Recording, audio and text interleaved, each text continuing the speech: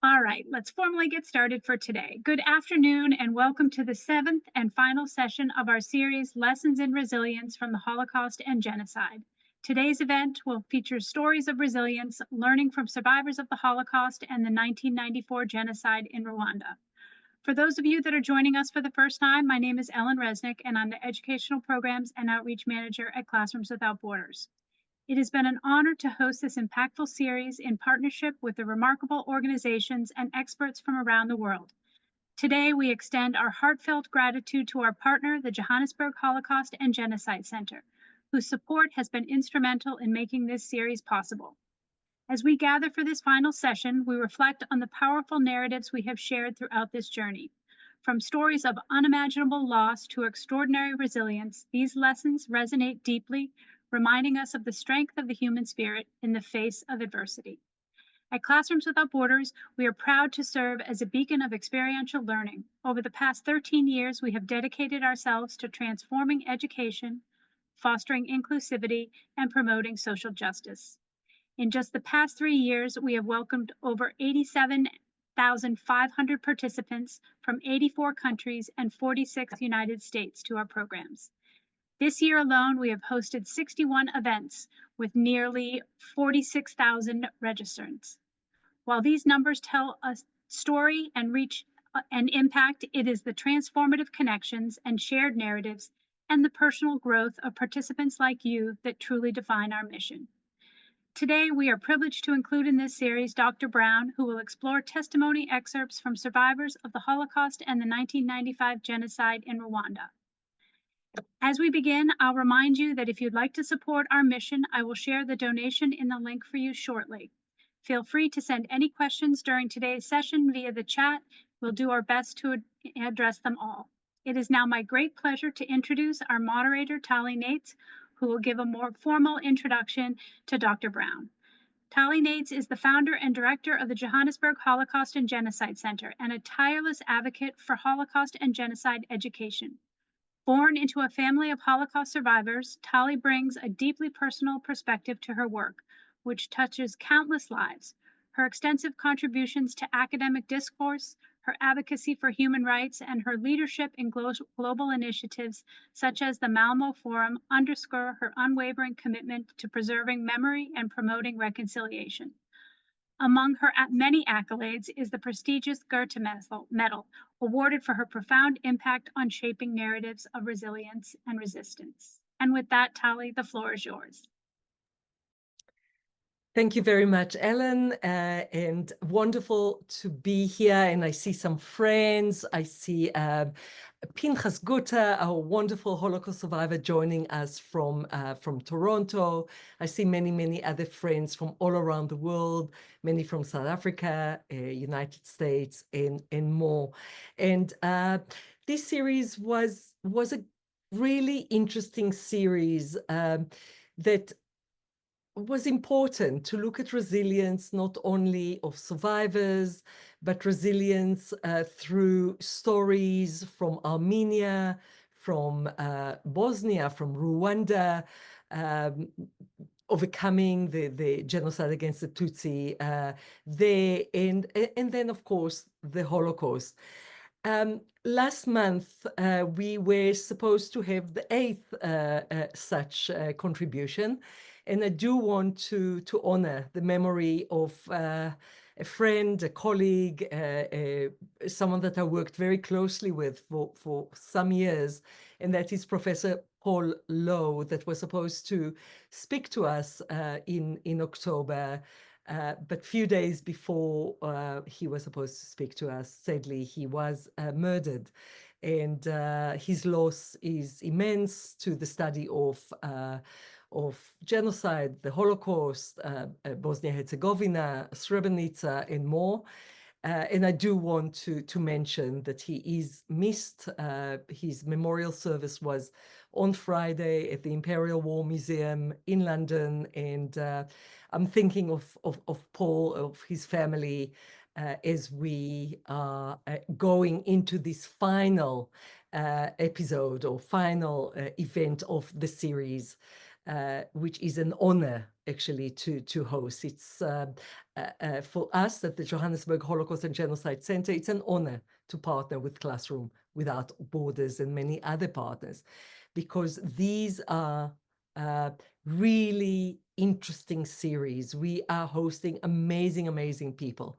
And today's expert, but can I say good friend as well, for many years, met her all around the world, but mainly in Rwanda, is Dr. Sarah Brown. And Dr. Sarah Brown wrote about the Holocaust. She wrote about Rwanda. She wrote about women in Rwanda. She wrote about resilience. She speaks about resilience. She comes also from a background of not only academia, but also Holocaust museums, Holocaust centers, and education. So I think having Sarah here with us today to finalize the series, to take and look at resilience through different stories, and in this case bringing the Holocaust, but also bringing Rwanda, bringing some of those lights of testimonies and resilience, is really important for us. As always, I will put in the chat the full impressive a biography of Sarah, but just to say that Dr. Sarah Brown is now living in San Diego. She lived on the East Coast for quite a few years, but now in San Diego.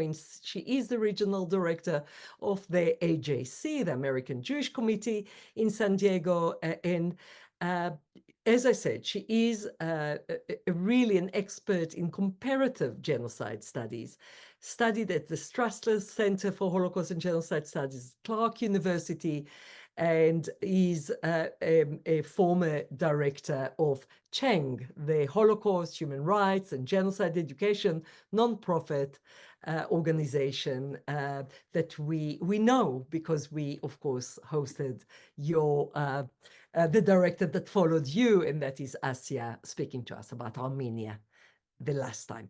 Sarah, the floor is yours. Please, we are so looking forward to learn from you. Thank you, Tali. Thank you so much. I have to say it's a wonderfully emotional reunion to be on with some familiar faces. First of all, I'm delighted to see Colleen in the audience. I see a couple of familiar names also from my New Jersey time. And I'm also really honored that Pinchas Gutzer is here today. Pinchas may have heard me say this before, but he was a defining part of my experience when I was doing my postdoctoral work at Shoah Foundation.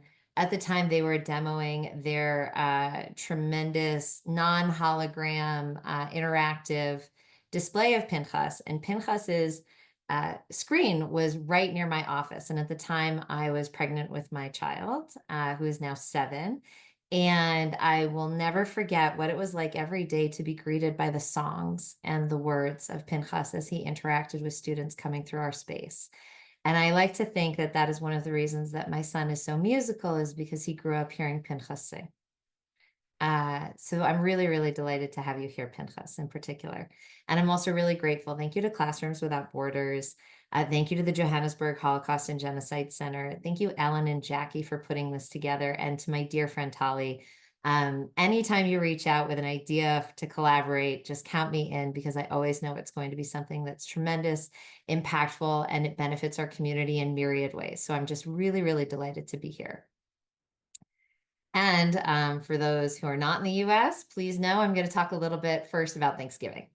Because here in the United States, we are all thinking about Thanksgiving. And it is a lovely time when families often gather, they often bicker, they eat way too much food. But it's also a time for gratitude and taking stock. I have a wonderful tradition where I'm gathering with some very close family friends, and we're engaging in that activity now. It's fast approaching. It's this Thursday.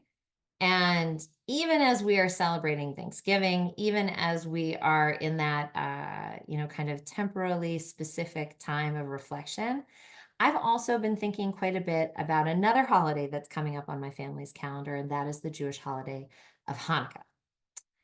Hanukkah is traditionally a festive time for Jewish people, and this year it starts on Christmas, which means that it's Christmaka time. This is tons of fun. Hanukkah is a festival of lights. Christmas is a festival of lights.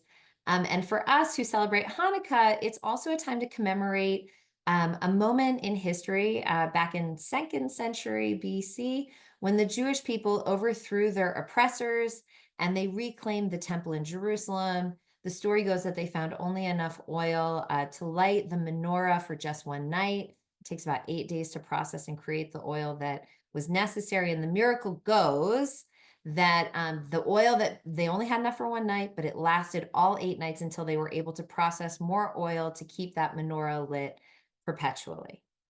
And the story of Hanukkah, yes, that's the literal story, but it's about many things, and each community kind of applies its own twist. I remember being in Cuba years ago, and I heard one of my favorite variations was that that Hanukkah is about rebellion and about overthrowing an occupier.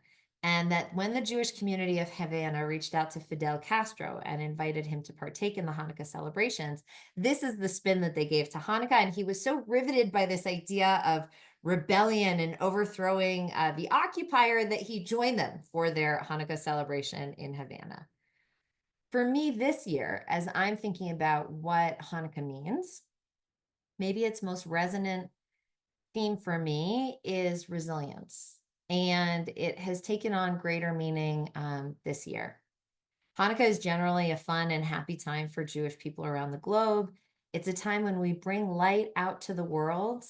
And I'm particularly excited this year to do it alongside Christmas lights, really light up the darkness. But it's also a time when we have taken stock of the threats that the Jewish community faces, as our ancestors did millennia ago. And here I want to share maybe a slightly more personal narrative and talk about what this year has been like, not just for me, but also for the community that I serve, the Jewish community in San Diego, across the US, and then also globally. The terror attack of October 7th, 2023 will be studied for a very long time as a turning point in Jewish history. But already before October 7th, on October 6th of 2023, Jews were changing their behavior around the globe out of fear of anti-Semitism. They were asking hard questions. They were thinking twice before they presented as Jews, both in person and online. Already, Jews were avoiding certain spaces like places of worship or Jewish institutions. They avoided wearing certain items that would identify them as Jewish, and they avoided making certain social media posts. Since the October 7th terror attack, where Hamas brutally attacked Israel, and it sparked the subsequent Israel-Hamas war, and now a multi-front war that Israel is currently engaged in. But since then, we have witnessed an alarming jump in anti-Semitic incidents across the globe. Usually I like to refer to this as a spike, because a spike is something that's actually somewhat, it's dire reporting, but it also, a spike indicates that it's going to go down at some point. And so here I want to optimistically refer to it as a spike, because it is my hope that it will go down. But in the US, even before that, the Israel-Hamas war began, anti-Jewish hate was already on the rise. FBI statistics found that Jews were the victims of 60% of religiously motivated hate crimes. And my organization, American Jewish Committee, where I am proud to be the regional director for the San Diego office, and this is an organization that Tali knows very well. We have an office in South Africa. To my New Jersey people, you have a tremendous office for New Jersey. We have 25 regional offices actually across the United States. My organization, American Jewish Committee, each year surveys Jews and non-Jews living in America to better understand how anti-Semitism is affecting the American Jewish community. And right now we're in the process of doing another survey that we'll be reporting out on in February. But I'm going to refer to some statistics from last year's survey, which captured a very unique snapshot. It was a snapshot where they went out into the field to start the survey on October 5th, 2023. Immediately with the attack, they pulled out of the field, they recalibrated the questions, and they went back into the field. And so they captured this snapshot of how the Jewish American community was understanding and grappling with anti-Semitism just weeks after the terror attack. And what we found was that Jewish Americans, American Jews, here in the United States, 41% of them felt less secure living in the United States than a year before. Almost 4 in 10 reported that they had taken at least one action to conceal their Jewish identity in the past year out of fear of anti-Semitism. Now, what does this mean when a community should be coming together to celebrate an event like holiday, when we're encouraged to put our menorahs in the window and celebrate the miracle of Hanukkah, when oftentimes communities are gathering in public places to light those menorahs? Now, if already before October 6, 2023, Jews around the globe were changing their behavior out of fear of anti-Semitism, and we're seeing this spike since, what does it mean this year to celebrate Hanukkah? From workplaces to shops to classrooms, the level of ignorance and vitriol that many have experienced has left many American Jews and Jews around the globe feeling unwelcome and unsafe. Just last month, we witnessed a modern-day pogrom in Amsterdam, and 4,000 police had to be deployed across Paris out of fear that a similar violent mob could overrun the city, all because of a soccer game or football game. I spend a lot of time on college campuses, and I'll never forget being asked recently if I felt safe presenting after news was leaked that student supporters of terrorism had planned to show up en masse, masked, to intimidate my Israeli colleague as we co-presented on a panel about, of all ironies, anti-Semitism. Now, last year, Hanukkah was hard. I will admit I struggled to find joy as our community was in the grips of suffering. And this year, I think it will continue to feel difficult and different. Our hearts remain with the 101 hostages who are still being held in barbaric conditions by Hamas and other terror groups. We're with those who are impacted by this ongoing multi-front war and the many who are still grieving, still displaced, still grappling with the after effects of October 7th. For me, we're keeping our family in our thoughts and in our prayers, and with the larger community as well. There's so much out there that causes me worry right now, deep worry, sadness, even fear. But that fear, that worry, it cannot define us. There's too much at stake. So I'm going to share with you a little bit of what I'm pulling this year, what I'm consciously pulling from the story of Hanukkah, and from other instances of mass violence, suffering, and hardship, from survivors of the Holocaust and from survivors of the 1994 genocide against the Tutsi as well. And that is the theme of hope. Now, what is hope? I'm forever a recovering academic, a recovering educator, and so I like to define things before I discuss them. Here I'm going to lean on the words of Rabbi Lord Jonathan Sacks, who I think offers a really tremendous definition of hope, but also a way to operationalize it. So he says that optimism and hope are not the same. Optimism is the belief that the world is changing for the better. Hope is the belief that together we can make the world better. Optimism is a passive virtue, hope an active one. It needs no courage to be an optimist, but it takes a great deal of courage to hope. So I'm going to take that one step further. Hope, in my mind, is a form of spiritual resistance and resilience. Together, we can deliberately and consciously exercise that greatest form of spiritual resistance and have hope. More than that, we can act on that hope. Maybe we didn't ask to live in this chapter of history. I'm thinking about the pandemic, the successive wars that are taking place around the globe, heightened tensions, instances of genocide that we're witnessing right now in Sudan. But at the same time, perhaps we're here for a reason. Perhaps this is a moment where we take ownership of our identity, our pride, our agency, whatever that looks like for each of us, and we take meaningful action to affect positive change across this world.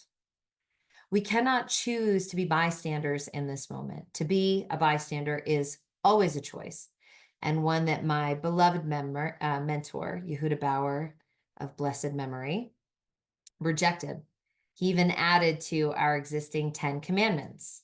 He famously once said that the following 3 should also be adopted. Thou shalt not be a perpetrator, thou shalt not be a victim, and thou shalt never but never be a bystander.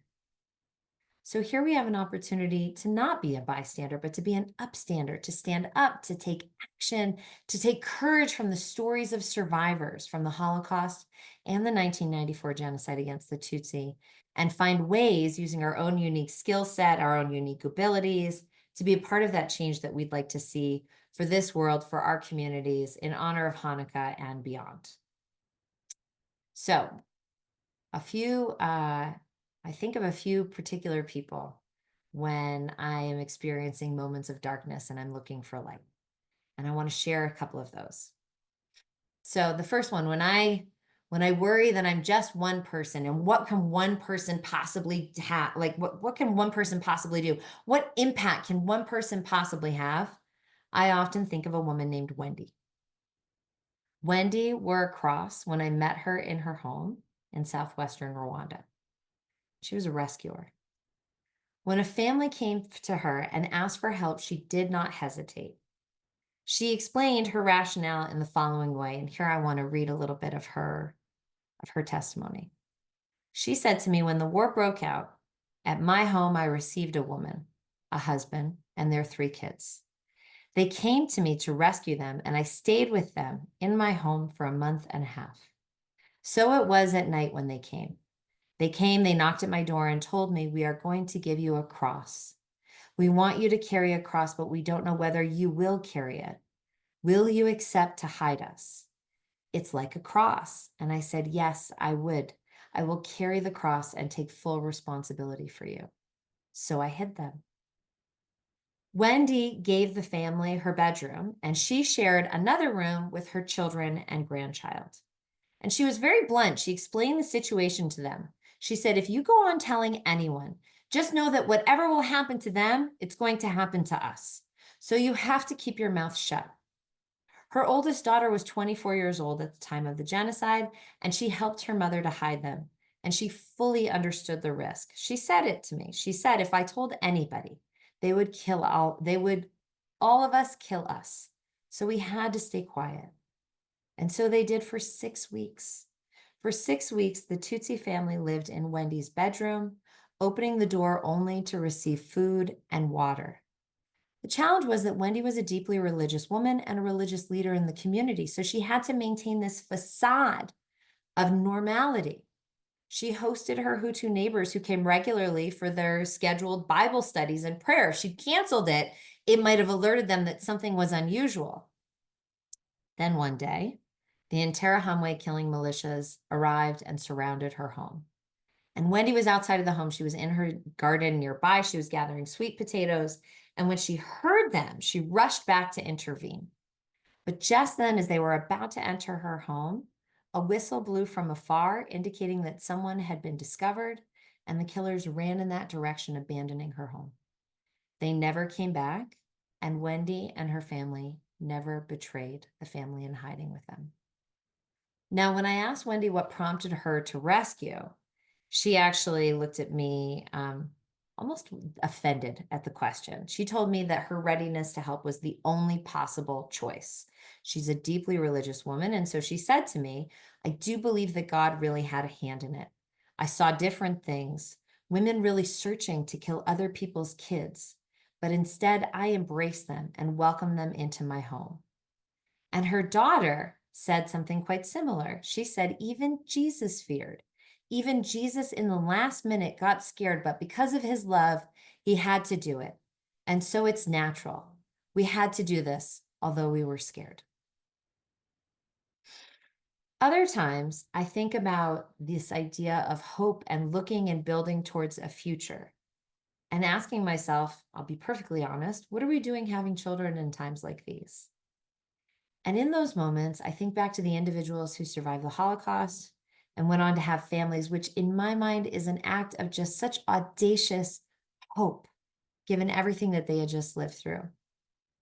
And here I want to share a story of a survivor who made her way to New Jersey and who raised 2 wonderful sons in New Jersey, one of whom is still very active with the center I used to run in New Jersey. Ellen Dorman survived the Holocaust, and she described the immediate aftermath of being liberated from Bergen-Belsen like this. She said, finally, on April 15th, after 2.5 months of barely living, the British liberated us. I was given a blouse, which I still have. I finally left Bergen-Belsen for a place nearby. There, I was living under minimum conditions again. Hungry, never enough food given. All I had was one dress. Then came a realization that there is nobody alive. We only had one thing, to live through the war. What's going to be after that? Who cares? We're going to be liberated. And then we were liberated. And then you are alive for nothing. You have no education. You have no background. You have no way of making a living for yourself. You are a pauper spiritually, mentally, and physically. Nobody you knew is alive. With what Ellen just described, she could have given up completely, and yet she somehow refused. And she got it together. She paired up with a friend, and one day she even traveled to a DP camp, a displaced persons camp, with that friend, looking for a place to sleep. There, in a crowded a mess hall, she, by chance, stumbled upon a familiar face and was reunited with Victor Dorman, a man from her hometown who later would become her husband. She and Victor began to work towards a life together. But then she describes that she got sick. It turns out that she had an enlarged heart. And she saw a doctor, and the doctor told her that she could not have any children. She would not be able to bear children because of her heart. And at the time, she was bedridden. It was a really difficult time. But when she got better, in spite of this fact that she was told she could never have children with her condition, she and Victor decided to get married and give it a go. And eventually they made their way to the United States. And there they continued to struggle with trauma and fear. She explained that sometimes Victor was afraid to walk in the street because he'd forgotten his armband. He forgot that he wasn't living in a Nazi-occupied area anymore. Every time a policeman would go by, they would begin shivering with fear. Little things from the ghetto would come back to them, and it was very painful to remember. Then, despite her condition and despite everything the doctors told her, Ellen got pregnant. And she and Victor went on to have and raise 2 healthy, wonderful young boys who grew into grown men. And now their legacy continues on. Their hope continues to live on in their children, their grandchildren, and now great-grandchildren. Other times, when I think about how communities devastated by war, from Kiev to Khartoum to Shar HaNegev, the collection of communities that was impacted by the October 7th terror attack, when I think about how they can struggle to rebuild, I often think of Rwanda. In 1994, after the genocide, the country and its people were absolutely devastated. Rwanda's genocide was labeled one of the fastest in modern history, and the loss of life compounded by the flight of another 2 million people, I mean, upwards of almost 40% of the population in just 3 months, took a tremendous toll. Up to 150,000 children were orphaned and vulnerable. Approximately 250,000 to 500,000 women survivors had been raped, many of them deliberately infected with HIV/AIDS, and the country's infrastructure was devastated. There was a report that was given, it was by the U.S. Institute of Peace back in 1995, and in it they described the capital city of Kigali. They say the capital city, Kigali, is left in ruin. Of the 350,000 inhabitants before the war, only 40,000 to 50,000 remain. There is no running water, no electricity, no government infrastructure, and nearly every building is damaged. Assistance is hindered by Rwanda's poverty, landlocked geography, unstable neighbors to the west and south, and limited natural resources. So how does one rebuild in that moment? I once asked a version of that question to Rose Kabuye, who was a major in the Rwandan Patriotic Fronts and who was appointed mayor of Kigali immediately after the genocide ended and was tasked with rebuilding the city, despite the absence of a municipal budget and with all of the challenges facing her that I just described in that report. So I asked her, how did you do it? and she laughed at me. She said we had no choice.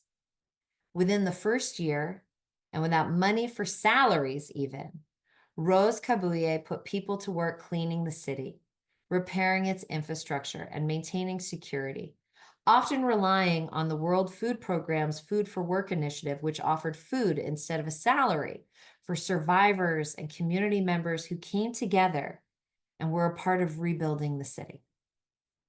Every Wednesday, she would hold town hall meetings with the residents of Kigali, and she would arrive in person and assign issues raised by the community to a member of her staff for follow-up.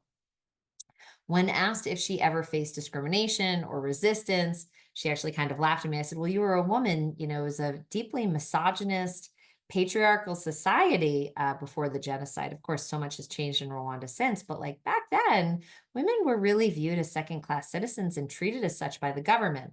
All of that changed after the genocide, but change is a slow process. But what she said to me was, I was a major. I was from the Rwandan Patriotic Fronts.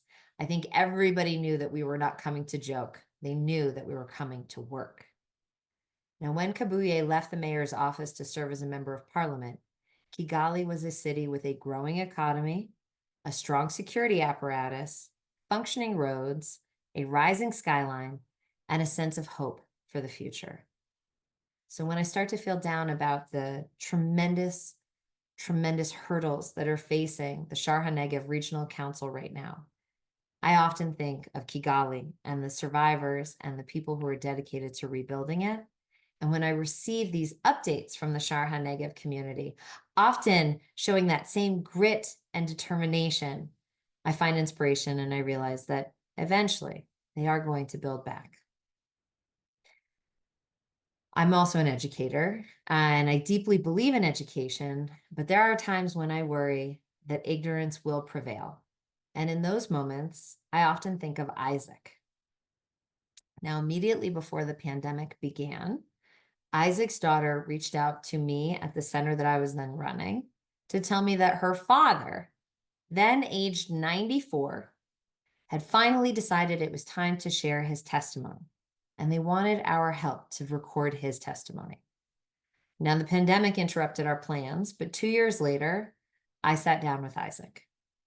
And by then, he was 96 years old, and he was ready to tell me the story of how he survived during the Holocaust.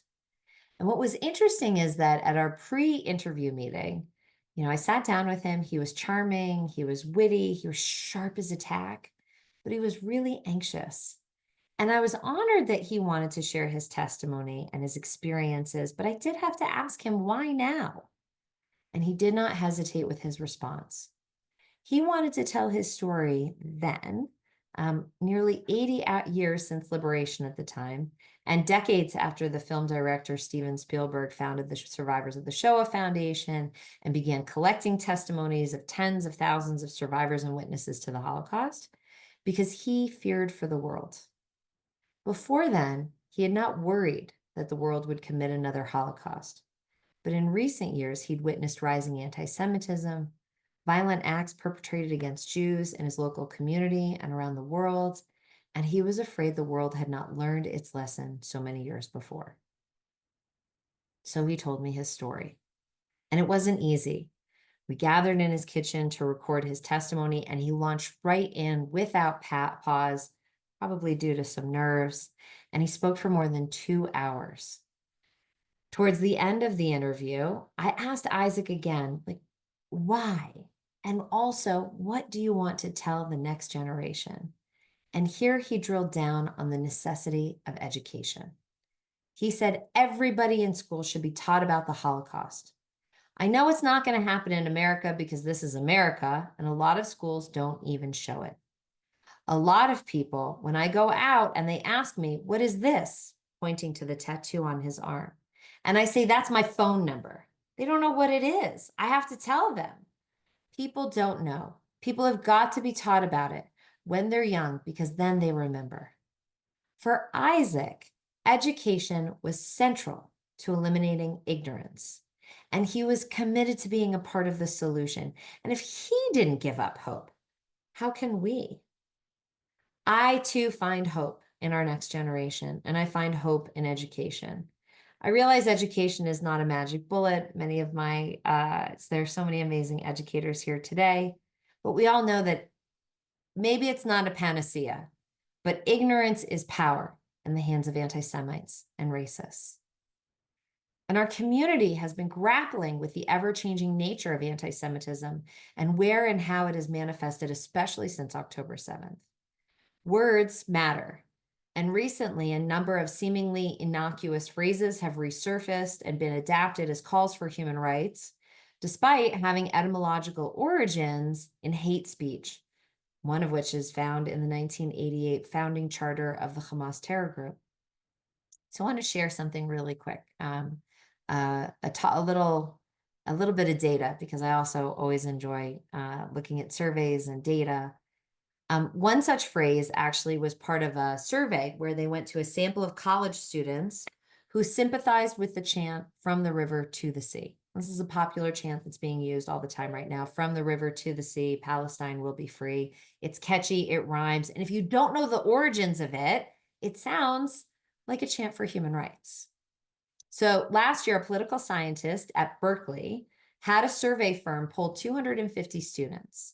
And most of the students said that they supported that chant, some enthusiastically so, and others to a lesser extent, but still supported it. Now, the survey could have stopped there and just reported more bad news. But instead, the pollsters then informed the student about the etymology of the chant and what it really meant. They shared some basic information about the Middle East, that from the river to the sea is talking about the Jordan River to the Mediterranean Sea, and it's a call to wipe out all Jewry living between those borders, which are the modern day borders of the state of Israel. That in fact, it's a call for a one-state solution, and a genocidal one at that, rather than a two-state solution and peace. In all, after learning a handful of those basic facts about the Middle East, 67.8% of the students went from supporting the chant "From the river to the sea" to rejecting the mantra. This gives me hope. Other times I wonder how on earth we will all heal. And here I want to think of the bravery and the dedication of a very dear friend of mine whose name is Edith. Edith survived the 1994 genocide against the Tutsi. And since then, she has dedicated her life to education and advocacy. And she regularly speaks out about her experiences, despite the fact that it causes her great trauma and pain that she continues to endure each time she brings those difficult memories up. She even helped me and a colleague to create lesson plans in California to help teach young people about the genocide. And she once explained her reasoning, saying the following: "What I want to say, I wish all people who went through the same thing can come together and fight. When I say people who went through the same thing, I know maybe Armenians, the children or grandchildren of Holocaust survivors, and Cambodians, everywhere where the genocide and mass atrocities have happened, come together and make change. Otherwise, if Rwandans fight alone, if Cambodians fight alone, if Jews fight alone, nothing will happen. Nothing will happen. We all have to come together and be united." Now, on October 7th, 2023, she reached out to me. She called me in tears and she said, "Oh God, it's just like 1994 all over again. I am watching the images and I am back in Rwanda. I am back in the genocide."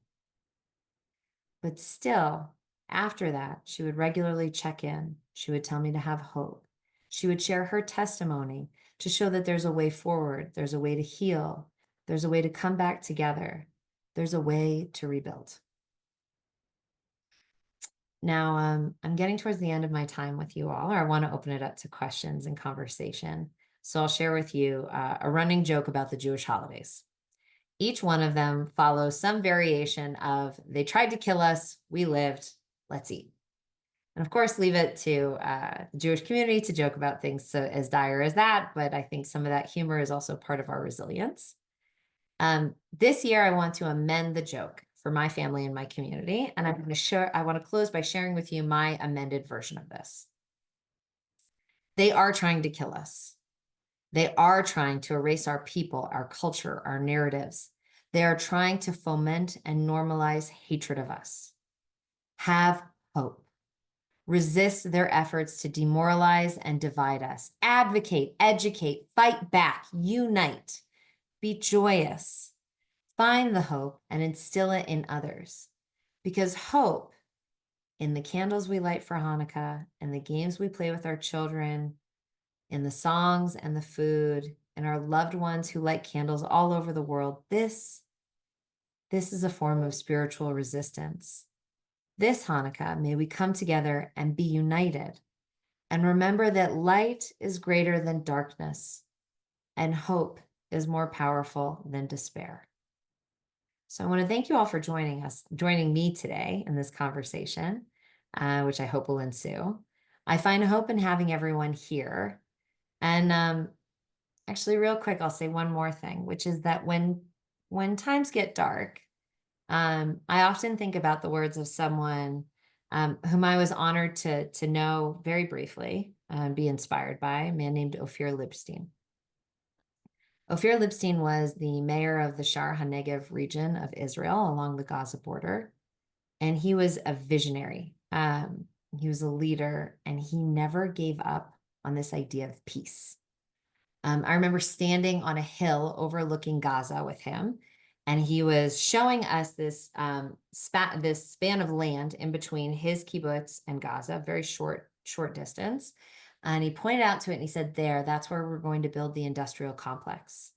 And we're going to employ Gazans and Israelis working side by side, living side by side. And that's the way forward for peace and prosperity for our communities. On the morning of October 7th, Ophir was one of the first people who rushed out of his home to defend his community, and he was brutally murdered. And I don't want that to be what defines him, so I want to share with you something that he used to say. He had this saying that he would say, and I think of it anytime it feels too dark. He would say, Ha'or v'hatov yinatzach. The light and the good will triumph. And with that, I will say thank you. And I want to open it up to conversation. Tali? Thank you. Thank you, Sarah. Wow. Yeah. Thank you so much for sharing some stories of people that you interacted so closely with and that inspired you. I think that this is very fitting to the conversation that we will have now. And many times I'm also go to Rwanda a lot, research Rwanda a lot, very much love Rwanda like you do. And certainly after the 7th of October, what you described came to me immediately of 100 days of 7th of October on steroid. How do you deal with that? Because if people that don't know Rwanda and what happened in Rwanda, the viciousness, the face-to-face, the intimacy of the violence, the intimacy of the killing, and maybe, and we have lots of comments and lots of questions, but you spoke quite a lot about rebuilding. And maybe my first question to you, before I start unpacking so many of the excellent questions that are coming through, is you speak about rebuilding. We speak quite a lot and we hear quite a lot about revenge. Can you talk to us through Rwanda, Holocaust, revenge, rebuild? What were the choices? You spoke about choices, you spoke about hope. Can you put those two words together for us? Just your thoughts about that. My first thought is that Pinchas should tell us about this. I mean, this is truly, I think he is much more qualified than I am to speak to this. But I will say this. I struggle to judge anyone's decisions in the aftermath of surviving a genocide. And I think that having to grapple with the choices that are presented, often impossible choices, is something that I had not really delved into personally until the immediate aftermath of October 7th. much of that first day, I spent it trying to find out what had happened to a good friend of mine whom I had just visited in Kfar Aza that May. And it was weeks later that we learned that she and her husband had been murdered, and it took them weeks to identify her remains because of how badly they had been burned. So suddenly I was having a very personal moment of this question of revenge versus, and I actually think of someone named Ruth, a survivor, a child survivor, who's also in the New Jersey community, who used to always say that hatred poisons, she would always quote this Chinese proverb, that hatred poisons the vessel that holds it.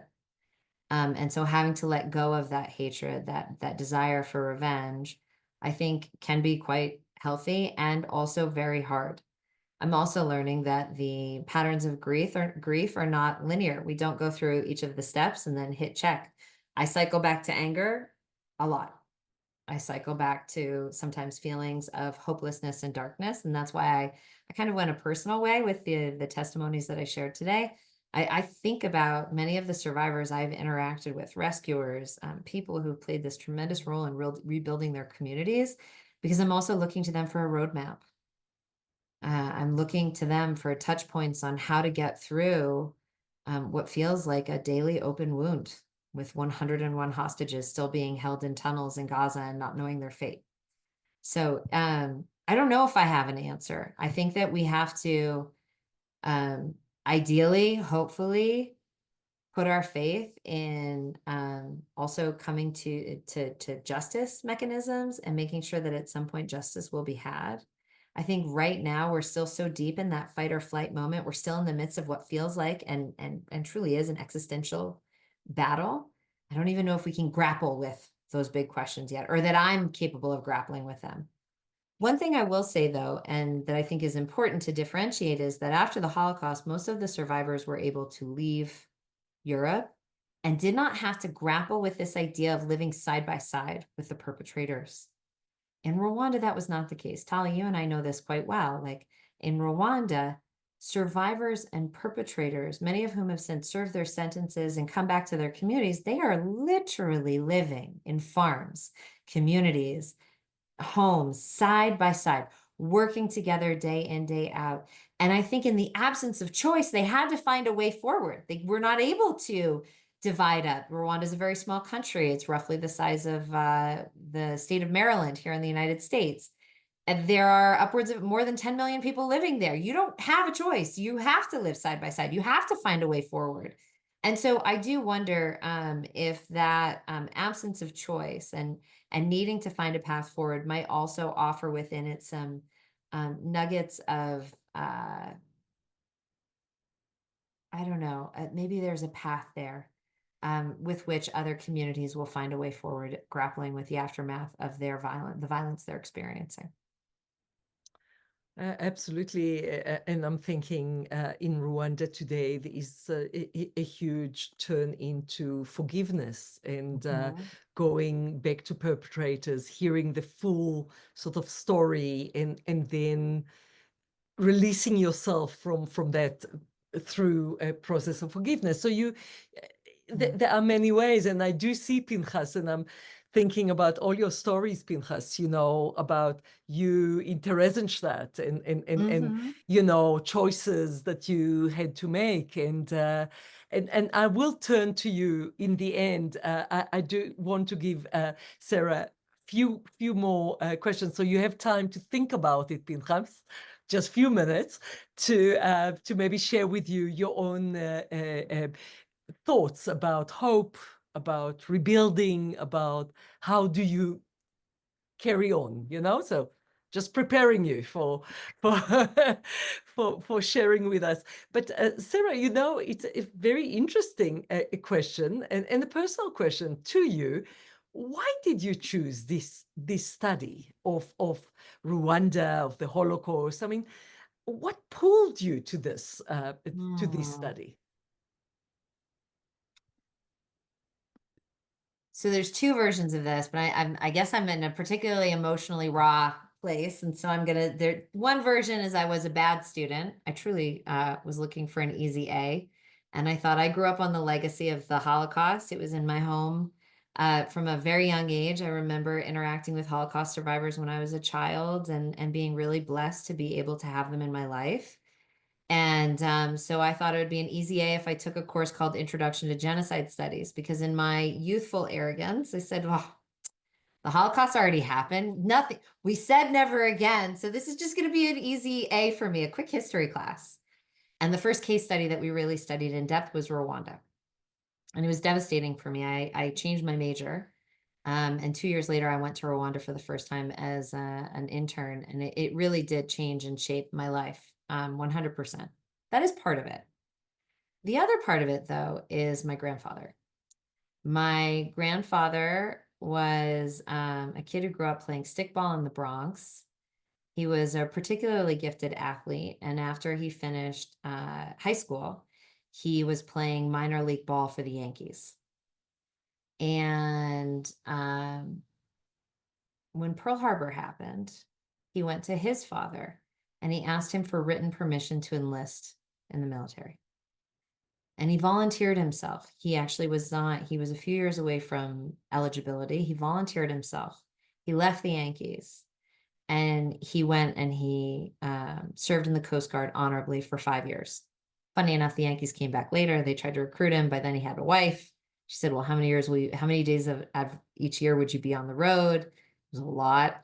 And she said no, and was so angry with the Yankees for even asking him back that she became a Mets fan. So that's like a whole other, you want to delve into my family psychology another day? Happy to do so.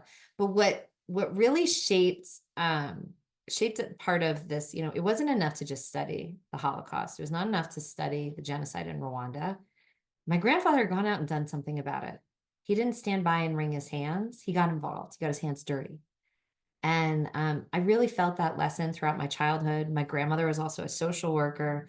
I just came from a family that were advocates and activists. And so when I had learned that, in fact, after the Holocaust, we'd said never again and we hadn't held to it, well, then obviously I had to get involved. I had to be a part of the solution. And Rwanda really spoke to me. My first trip there, I got off the plane, I took a deep breath in, and I said, like you have those moments, like a moment when your life changes. That deep breath, I knew that it was going to be a part of my life forever. And thank God it is.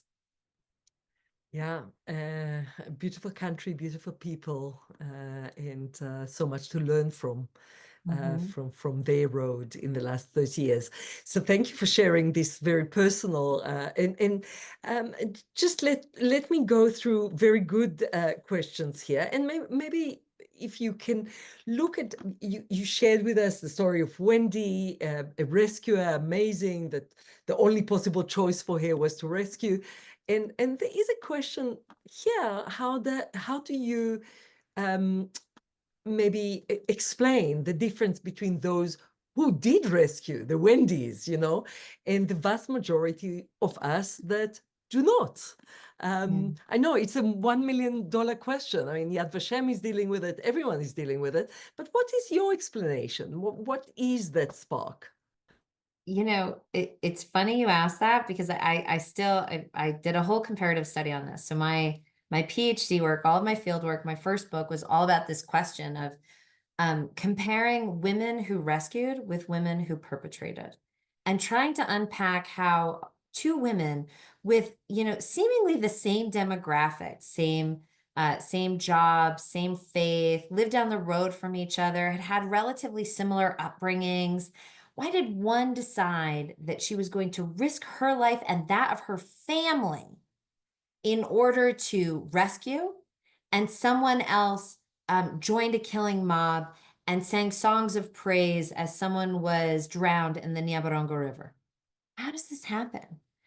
One of the things that I really drilled down on, I mean, there's many reasons some women said they were motivated by faith, others by their sense of maternity. One woman told me we all bleed the same color. But one thing I noticed in the women I interviewed who were rescuers, who had engaged in acts of rescue, was that they all had a bit of an independent streak to them. They all were able to hear the same propaganda others had heard and think for themselves. And take a moment and go, all of this media that's hitting me. Then it was radio, but it was also in the markets. It was in their places of worship. Everything they were hearing from other people, it was all pretty much, a tremendous amount of hate rhetoric, fear, propaganda. And they were able to look at it and go, yeah, but you know what? I have a close friend who's Tutsi, and she's not an inhuman animal. She's a good person. And I'm going to ignore all of this rhetoric and think for myself. I also think it's an interesting data point that of the 16 women who rescued, whom I interviewed directly, and there were other testimonies, but there were 16 I got to interact with directly. 9 of them did not have a man in the house at the time of their rescue, the acts of rescue. So they were widowed, they were living apart from their spouse, they were divorced, like whatever the reason was, there was no male head of household in a highly patriarchal society at the time to make the decisions, and they were able to decide for themselves. And that too, I think, facilitated a lot of the rescue that I saw. Now, on the same side, it was really interesting, or on the other side, sorry, it was really interesting that many of the women who rescued actually spent more time trying to tell me they didn't actually do what they had done. And I only worked with women who had been actually gone through the gachacha or the court process and had been convicted and had given and had actually, they had to have confessed. I felt like I needed a data sample of people who wouldn't fight with me about whether or not they participated. We could just dive into why did they participate. And some were very forthcoming, but most of them actually tried to convince me that in fact they didn't actually do it. And that to me was a really interesting data point, this sense of either shame or a sense that it was somehow not appropriate what they had done, or a desire to rewrite their narrative. That meant that we weren't able to dive as deep into, for many of them, the reasons why. Some told me it was because of propaganda. It was because they feared, in one instance, she feared her grandchild who was half Tutsi. She was convinced that her grandchild was an animal and so helped to kill him. So in that instance, they bought into the rhetoric. So it's not a full enough answer. I think we're going to spend the rest of our lives unpacking this. And then how do we activate people to think for themselves, to think critically, to move past the hate rhetoric? These days, there's a tremendous amount of anti-Semitic, xenophobic, homophobic, transphobic. There's so much hate rhetoric out there on social media platforms. Helping our young people and all of us as adults too, get past that rhetoric and think critically for ourselves, I think is a data point that's going to save us. Absolutely. There are quite a lot of questions about the hate side, but we don't have time to cover all the questions. And I do want Pinchas to also say something. So maybe, Me too. yeah. So maybe, Sarah, I'll ask you one more question. Then we'll let Pinchas speak. And then if there is time, because usually we run to 75 minutes, if there is still time, we'll ask you maybe one more.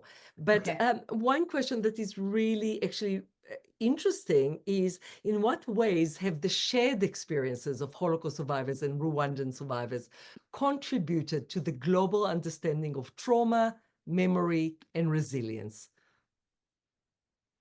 I mean, you're asking someone who is a comparative scholar, so I would say Exactly. had all the difference.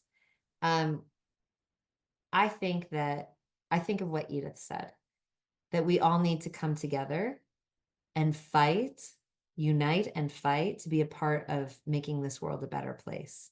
That the lived experiences and the tremendous narratives that are shared to us by survivors of the Holocaust are then further amplified when you hear from another moment in time on another continent, when genocide similarly destroyed the entire social fabric of a community. It's amplified when they hear from the survivors of the 1994 genocide. It's further amplified when we hear from survivors of mass atrocities. It will further be amplified when those survivors of October 7th are given a platform to also speak alongside. And so I think that in that we actually can create a groundswell, a commitment to change, that when we are in our separate silos, survivors from Cambodia, survivors from Bosnia, survivors from Rwanda, from the Holocaust, Armenian genocide, when we're all in our silos, we cannot have that same amplified effect. And so when everyone comes together, I think that's the tidal wave, that's the groundswell that we need to affect positive change. I'm maybe a little bit naively optimistic, but I am hopeful that we can get there. And I will also say that in this time where we are so many globalized means of communicating, mass communicating and connecting, we're further able. The fact that Classrooms Without Borders has reached something like 87,000 people. To me, that's, imagine, 30 years ago, that was never possible. So this is a unique moment in time and a unique opportunity. And I'm so grateful that we're all in this effort together. Absolutely, absolutely. So important. Pinchas, you can unmute yourself, Please. and you are now part of our little circle. And Pinchas, do you mind sharing some of your thoughts of your journey, your personal journey of hope? How did you build hope? How did you rebuild life? Well, first of all, good afternoon to all of you. It's always nice to see you, Telly and Sandra Brown. I mean, I can't remember meeting you, but it's nice to listen to you and to all the things that you said. They evoked all kinds of emotions in me, and especially there are a few. For example, let me just tell you a little story. And I'm glad that you mentioned Theresienstadt because it reminded me of that. On the 8th of May, the Russian army liberated us. And because, providentially, God helped me to work in an SS kitchen for the last 3 months of my 5 years of horror, I was sufficiently able to be able to the march of the death march from Leipzig or to Theresienstadt survived that. Half of us did not survive when we went out. So when we were liberated, we ran out. I was sufficiently well to be able to run out and see what's going on, and I saw these Russian going mostly, with the bandoliers, and there were no. They all walked. It was all infantry, and they were more Asiatic. Most of them were Asiatic infantry.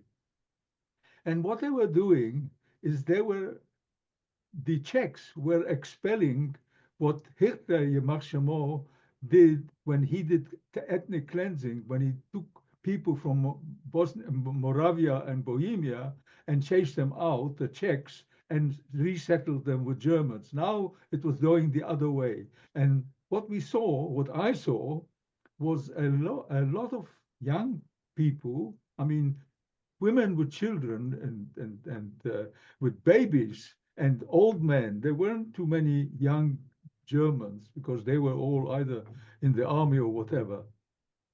And the Russians and the Czechs were, and I had no idea. I was a Hasidic little boy. I knew nothing about what sex was, all of that. They were grabbing young women and they're taking them to the forest and so forth and so on.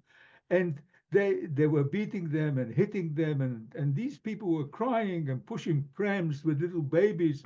And I felt terribly sorry. After 5 years of apocalyptic hell, I felt so sorry for these people because I knew what it means to suffer. Once you knew how to suffer, then you cannot but be solicitous for humanity in general.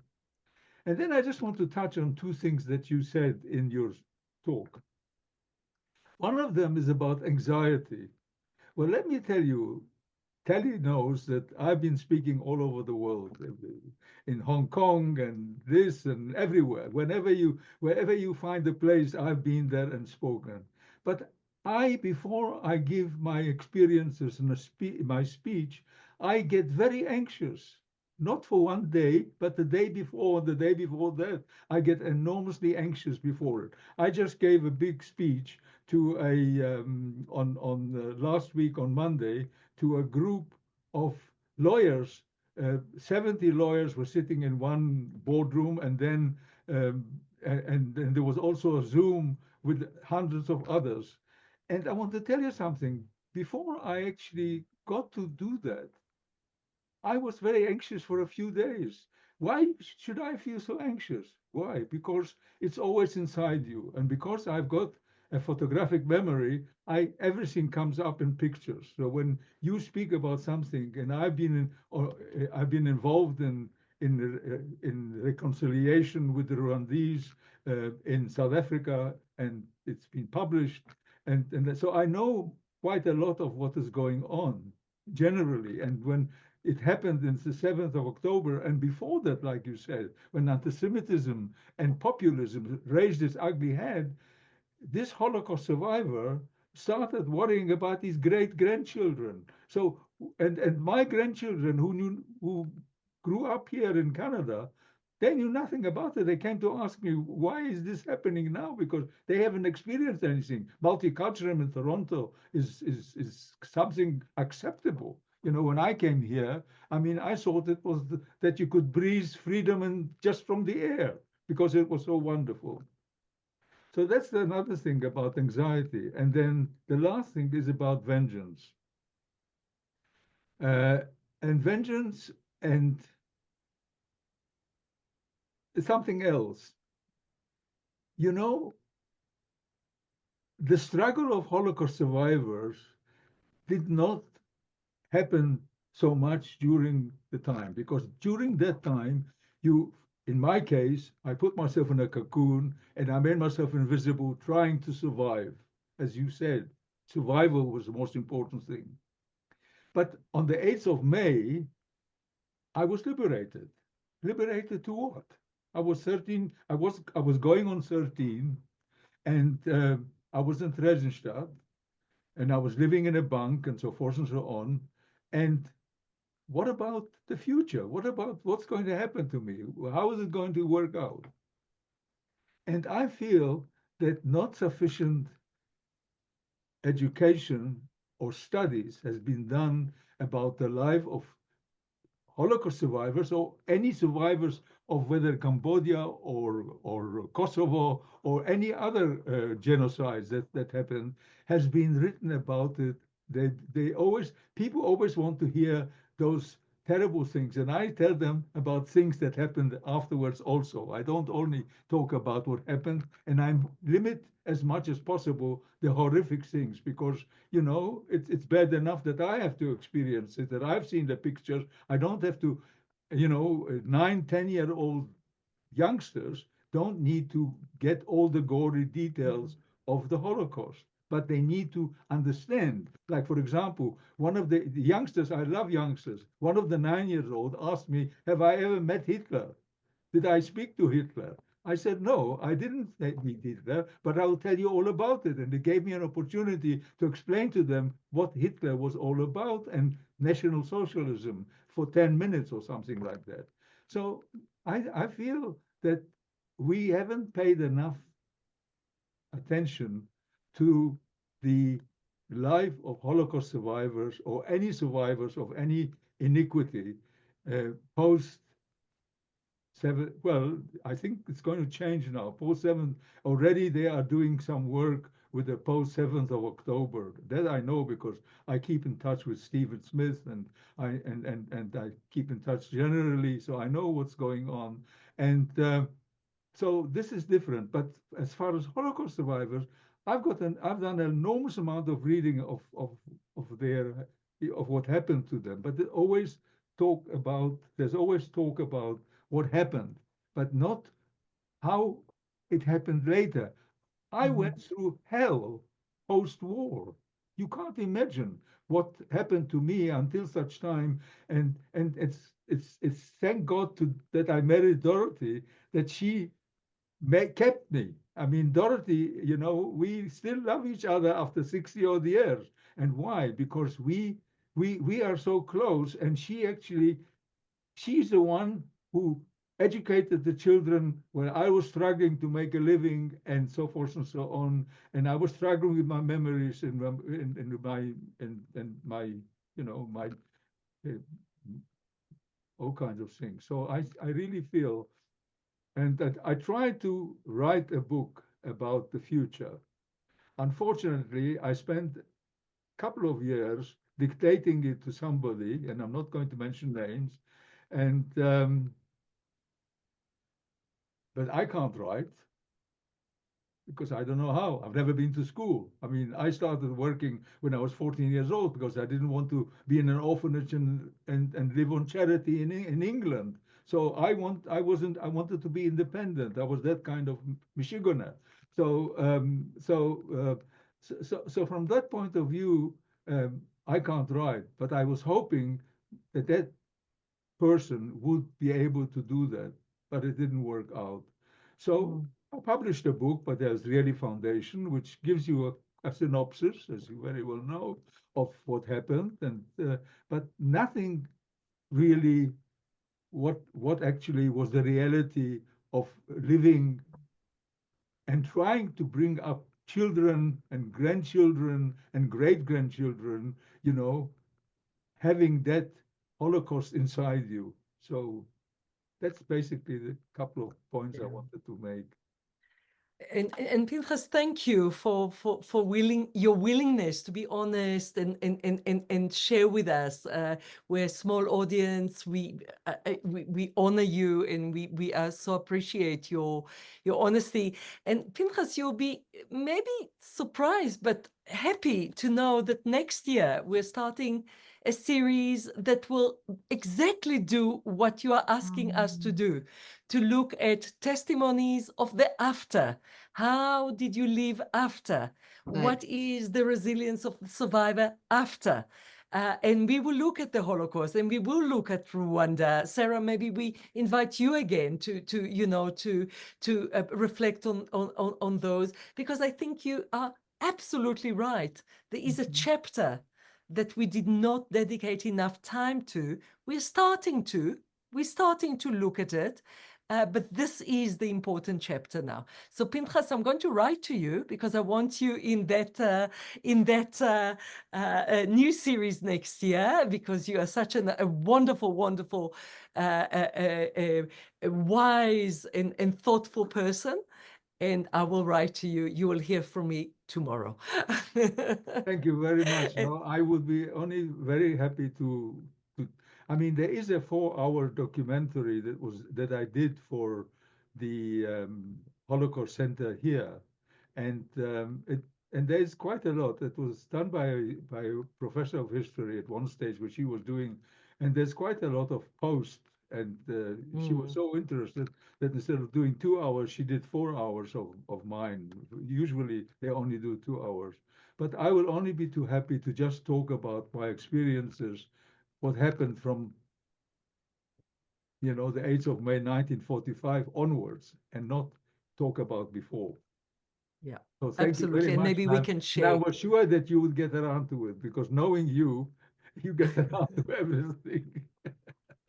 If Tali says it's going to happen, it's It will happening. happen. It will happen. And maybe we'll share this documentary. People can watch it, which will be very nice. So we'll see more.